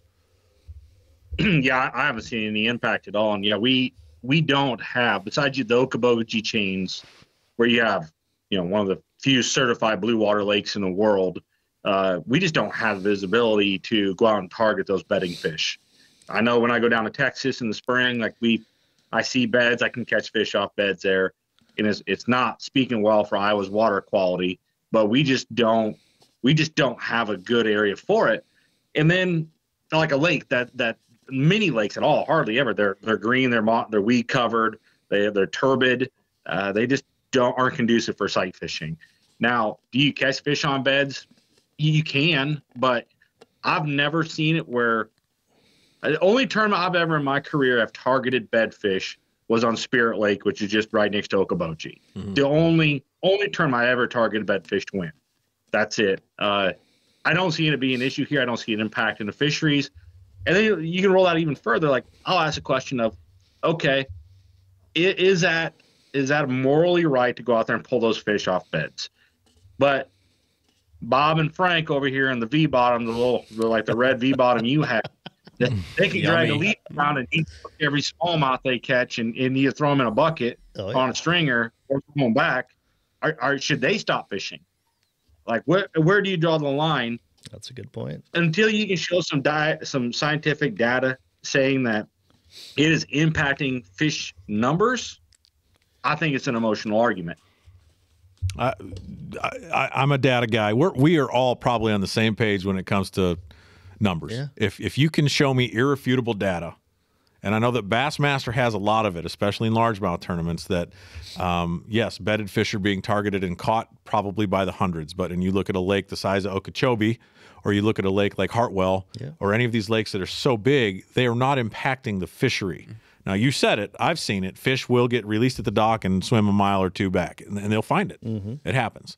That's not the norm. It's probably not regular.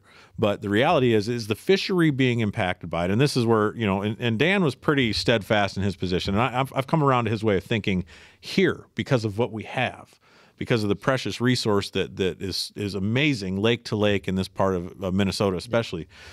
I'm down with there being a limit, and like I said a little bit ago, the SATT made smallmouth off limits for the I keep wanting to say Pekegama, but it's Lahamadou. Yep. That's an equalizer. That'll be interesting. Yep. But I think that you probably need to think about the impact you're having on the fishery, and is it something that you can either impart on your co-angler or the youth that you have on the water? Is this an ethical thing to do? Because there is an ethical decision going on about forward-facing sonar. I'm willing to hear the argument.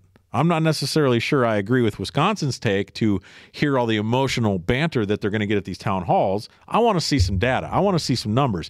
And if they can actually prove that it's decimating fisheries, which I know it's not, I'm saying that before I see data, then let's have a discussion about biology. Yeah. And I think that across the board, whether you're fishing for crappies in a Class A lake in Wisconsin, or you're fishing crappies in Grenada and Mississippi, or wherever you go, there needs to be biology-driven facts to determine limits to impact how anglers put and take. Yeah. And I think the same applies to spawning fish. And maybe the only type of tournament you can have on a smallmouth spawning water is a catch, weigh, release format. Mm-hmm. Maybe that's the way to go. Yeah, there. But how do you regulate that, though?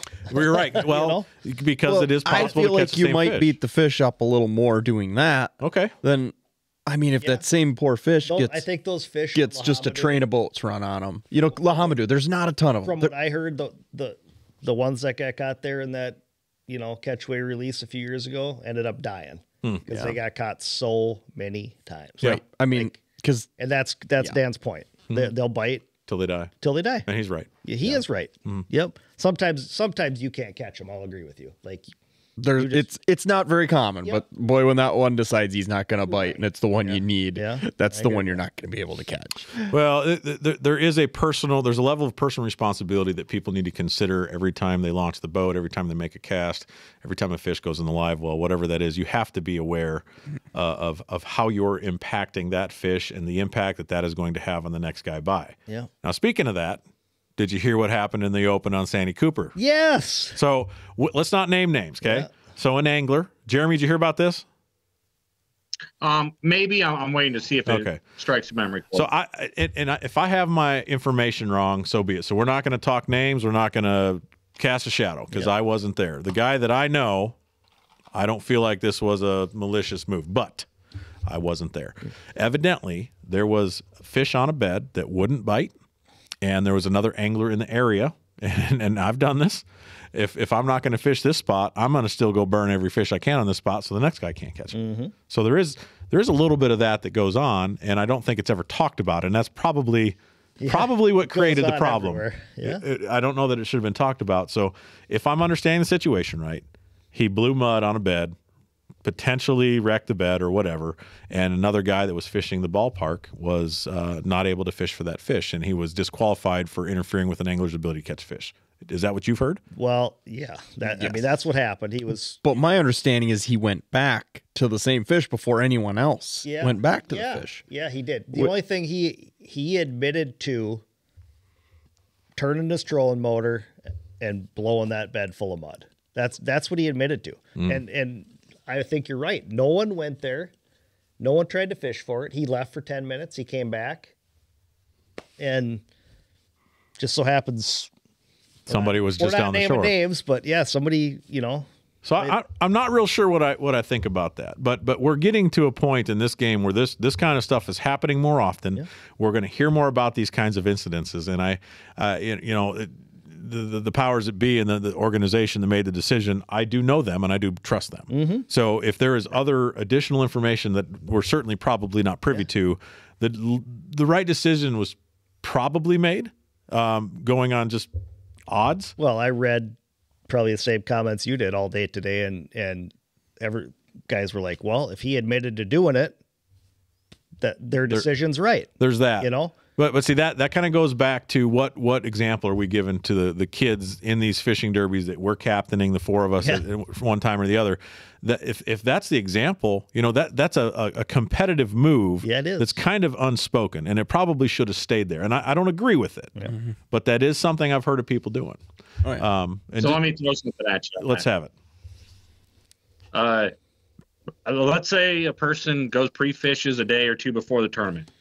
And pre-fish, they run around, they check their spots, they got fish, they run to a community hole to wrap up the day, sore mouth as many fish as possible in a community hole. Put your trailer on, come back, next day you fish the tournament. Is that a problem? Happens every day. It's playing defense. No, well, here's the thing. They're entitled to fish based on their daily keep limit as often as they want, right? So, I mean, legally they did nothing wrong. Yeah, I'm just saying that in a way they ruined the possibility of a bunch of fish on a community hole biting. Is that different than blowing a bed out with the fish in it? No, I don't think so. No. I mean, what if I stood there instead of blowing the bed out? I stood on my front deck and started jumping up and down and spooked the fish off, or start throwing rocks at it. Or turn your boat and start your big motor and put it in gear. I mean, because if you start going down this road, my fear is I idle by somebody in a cove. They're like, you blew my fish out on purpose. Yeah. How do you know? Yeah. Yep. I might. Yeah, that's what the accusation. That's what it's going to become, and I there. think that's what you're getting at. Is it's going to be a bunch of, well, he did this and he did that and he did this, and you're gonna DQ your way up into, making a check, and it's like, Jesus, let's just go fishing. Yeah. Is there some inappropriate stuff that occurs on tournament waters? 100%. Every one of us has seen it, if not participated to an extent. Yeah. And I'm not condoning that, but it happens. So it to me, you're right. My point is like this. Of course, this rule in football about lowering your head to hit a guy. Like, let them play the game. Yeah. You know, I mean, I get targeting, but I also don't agree with about half of the targeting calls. Yeah. And probably I agree with less than that. We're watching to pay some big grown ass men run each other over. They get paid a lot of money. Lots of money. And I'm to play not- for 10 years. That's right. And you know what? I guess if that's the game, that's the game. But let's not take the heart and soul out of the game. Yeah. But on the flip side, like this culture, this society is victimizing their way up the ladder.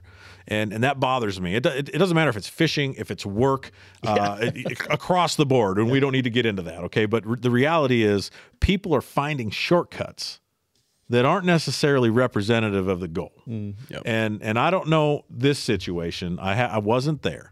The guy that I know probably it was unintentional or whatever. Now, it may have been presented on shore with a little bit more zest among buddies and overheard by somebody and then taken the wrong way, which I have been very guilty of. My mouth runs, it gets me in trouble.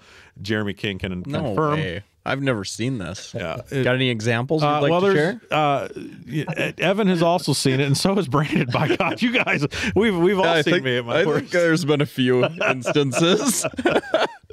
Oh my goodness! Not only does your mouth get you in trouble sometimes, so does a business card in a hotel. Oh boy. Now we got to tell that story. God, he's just pulling them out. But see, I won that one. That was a mark in the positive for Thomas. You want me to tell you that story? Absolutely. Okay, so you talk about screwing with dudes before a tournament. Well, this is going to segue us into our final conversation. So, Okay. we were in Webster City fishing with the was it the Tri-County Bass Club? Is that right? Okay, and a couple of those dudes, we got to know them pretty well. We had some banter on the water, not really any bad blood, but you know, there was a good time, and That's part of fishing. I lived in Fort Dodge at the time, so it was just a 20-minute drive over to the hotel, and we ordered some Casey's Pizza. Which, can I get a show of hands? Is Casey Pizza not the best pizza in the world? Yes, Amen, brother. Yes, I wouldn't say best, but it's up there. it's up there. Yep. It's solid. It's I'll good. give it an honorable mention. Okay, whatever. You can leave. You're done. All right. See you guys later. Wrap it up. So we ordered a couple of pizzas, and I was at my biggest. I was 270 plus pounds, and I was pretty agile for a fat guy. Well, you should see me in a tree. Jeremy can confirm. But I had a reaction, and I had to beg to use somebody's hotel room. So I did. I ran up there, and these are two of our top competitors, and I put the toilet paper in the trash can, put my business card on the top of the toilet, and I didn't flush it. Baby. and it to this day, one of the gentlemen went to see Jesus, God rest his soul. But to this day, when I see those dudes, they bring that up. And I'm like, that's what I wanted. That's a classic move. I wanted to They'll get never forget it their whole life. So all right. So listen, this podcast is regular guys talking about a passion that we have, and I want to breach some topics that you may not hear on a formal podcast. You might not hear about things. I guess that kind of toe a impressionable line that maybe after we record and publish, we might regret just a little bit. But there is a situation that all of us have to deal with that nobody wants to talk about, and there's a certain element of specific technique that goes into being successful. And frankly, you're not going to see this in the pages of our magazine. You're not going to see any YouTube videos about this, but in a podcast, how do you poop off of a boat? Have you ever had to do it? I usually try to go to shore. But have you ever had to do it, though? Have you ever had to do it? Those Gull Lake dock owners sure do love you, Brandon. I mean, I have. I utilize the power pole. Okay. When I had to. It's a huge asset. Rookie move. Well, rookie or not, but when you got a jack plate and a power pole, you could get her done. That's right. Yeah. And it kind of adds a little bit of you got a 3-point stance there. Technology accentuating equipment. So I've used a kicker and a big motor. Okay. I saw a hilarious video the one time. I forget who even showed it to me, but the kid was in the water and he's like, I got to poop. So he jumps off the back of the boat and he's like hanging onto the back of the boat. Well, it was a floater. Oh no. And floats up right next to him. That's probably not a good call. So if you're got to poop, probably don't jump in the water. No. No. Jeremy, my dear friend Jeremy. I feel like we're going somewhere Thank here. you. Well, listen, he's thrown me under the bus a couple times here, but this is another facet of me not being able to compete. I hate to say it, but he has a pretty reactive lower intestine, and like me, there's often a very minimal time frame where a man has to make a decision. Sure. And today, while we were planning this podcast, we were in between conversations, and I got a friendly little photo on my phone. We're not going to show it. We don't need to see it. Of Jeremy almost losing the battle. And I got to know, if you're on a boat and you're on a no-wake lake in Iowa and you got to get to the shore, but you know that the Lord has not given you enough time, what are you doing? Take the ticket. Yeah. Well, unfortunately, everybody has these stories. I've had to deal with this only one time in my life off a boat, and it wasn't too long ago. And there's a little bit of advice I can give you that I didn't think about, because at that moment I was fishing one of those team tournament series with my dad, and I always run the boat and run the trolling motor. We're on the upper Mississippi River, Pool 9. At least there's some flow. Yeah, thankfully. That is what we need to talk about, because that did not come into the thought when this happened. And before this, for all the hours and days I've spent fishing, I made it to dry land somehow. Well, this was our first spot. Apparently the Starbucks double shot coffee was too much for me. And we're right along the highway, and it hits. And at that point, I'm like, well, it'll go away, because our first spot caught a big couple on a frog pre-fish. I'm like, I need to hit this. And all right, I'm going to get a couple more casts in. And then it was like, body goes, you're pooping in 5, 4, 3, down. We're pooping. So I told my dad, I'm like, I drop the talons. I run to the back of the boat. I said, Dad, you got the front. I'm like, please don't look back here. And between the talons and the motor, I went, not thinking the current is a factor. And everything drifts right on by my dad. Embarrassing. There's people on the highway driving by. Just yeah. And quite frankly, at that point, the Pope and Jesus could have been on the bow, and it wouldn't have stopped me. So I don't know, but like, it was happening. I mean, if you don't just like dual console boats, not as good. Single console boat, passenger Definitely side, better. Nice level, nice seat. Yeah, you could get your foot kind of stuck in You know, the passenger well, handhold. yeah. Now, hold on, this isn't over. Finish the story. Oh God, there's more. Sorry. Who, me? Yeah, you. I must be omitting something here. Well, Help me. there was a part about the current that didn't it hold things around for a while? It did. So yeah, as that current pushes against the back of your boat, it kind of sits there and swirls, and every now and then it kicks out something nice to float on by. So you got that little eddy effect there. We've all been there. We've got stories every year probably of this. And the other one is probably as bad as Okoboji last year. I was pre-fishing for a big tournament up there, and it hit. And Okoboji is very populated. There's houses. They sell the shoreline by the inch, literally by the inch. And there was a giant cottonwood tree with some bushes around it. My boat was, I'll take the ticket. I'm heading there. Bellied up on it, talons. I run off the bow. I got my handy dandy dude wipes. I'm excited. It's like a breath mint for your butt. I'm like, this is we are taking sponsorships here, by the way. Yeah, sounds like they need in. That cottonwood tree. And just as I finish, I look to my right, and there's a jogging trail feet from me. And I look to my left, and I have an angel figurine sitting by what I left. And I wasn't sure what the sign was. Like, I didn't know what to do. So I stood it up, turned it the other way on the other side of the tree, felt bad. Sometimes you just never know where it's going. Well, I want to end the show on that note, because you're not going to see that in the pages of the magazine here, In-Fisherman, or in Bassmaster and all the great publications we've all come to love. But I think that it's a viable conversation that a man should have, because if you do get into an emergency situation, do you have a way out? Yeah. And as a man, you need to have a way out. In a situation like that, you find a way out. Yeah, there you go. I think you know what? So the guys that are the best on the top tours of bass fishing make decisions faster than anybody. And when you're in that situation, if you could channel that ability to make a decision to better your situation into the next cast, you would not be beat. Yeah, 100%. I have some other stories. We'll save them, but I do want to put out there that if you do fish with a female partner, they do make products out there, and if you have room, they're actually quite convenient. I've not tried them because, like most guys, we're going to push it to DEFCON 4, and you're going to be airborne when things are happening at the same time. So there is a reality there. As sarcastic as it sounds, as a good laugh as we got all that, if you haven't experienced that, you haven't fished enough.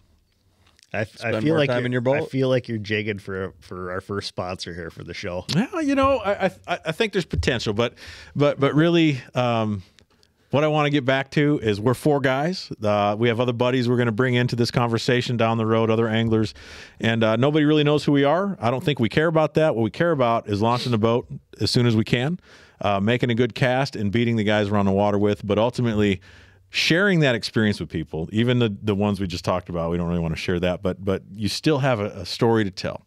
You have an adventure to live, and having people to share that with really makes this entire sport, hunting or fishing, worth everything. It's those stories. And when they come back, a couple years, 10 years down the road, it creates a gut laugh. And there's nothing I do that substitutes that. Nothing. That's what you live for. It really is. Look at us. I didn't know you from Adam for till recently, and we're still working out the details on signing on the bottom line here with our friendship. That's probably not going to happen anytime soon. But that's fine. This guy showed up and fished almost a whole season of our local club derby, and finally, I sandbagged per usual, and he thought he had it, and I let him down at the very last minute. And, guy comes over and shakes my hand and says, "I hate you. And stop beating me." And since then, we've kind of gotten along. But what happened the next week, Evan? I think I probably beat. No, we won the week after that. I don't remember that long ago. We'll have to look that one up. Yeah, I'm thinking that's probably a lie. I don't think so. What lake? That one. I'm forgetting it. Edwards. Edwards. No, it was what's the lake by Mayo, north of Mayo? Sibley. So Sibley, Mayo, we thought we had it won on what? Oh.